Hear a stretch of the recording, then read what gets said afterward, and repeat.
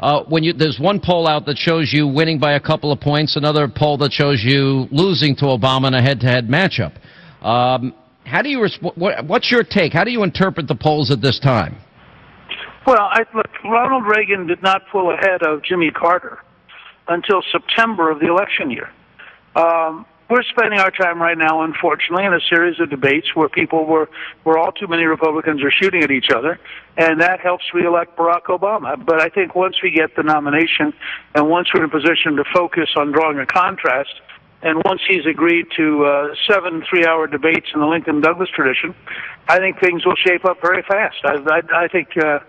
And, making the case that he's the most radical president in American history, that he's the most effective food stamp president in American history, and that his policies have failed, I think is a case we can make. And as we make it, I think that we'll pull ahead of him. But for the moment, we're mired down trying to get the nomination, and I think he has a little bit of a free running room, and frankly, he's not doing anything as president. I mean, this is the most candidacy-based presidency I've ever seen.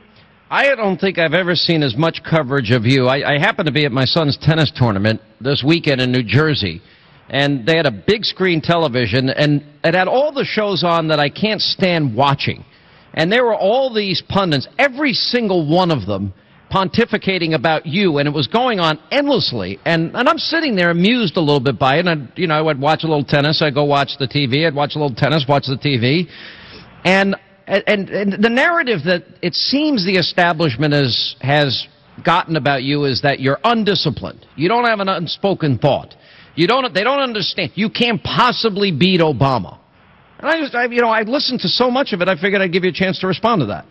Well, I'm not. All I ask you to do, look, you've got a great. Your team is terrific. You've got a great library of audio clips and video clips. The guys who are saying this are the guys who told you in June and July that I was gone, that I was dead. I mean, imagine you've staked your professional reputation on the disappearance of Newt Gingrich, and in the Wall Street Journal poll this morning, he's at 40 to 23 for Romney. I mean, are you going to jump up and say, gosh, I was really wrong? No. You pick up the same tired old story and you say, okay, so he didn't collapse when I told you he would, but he's going to collapse now, and here's why.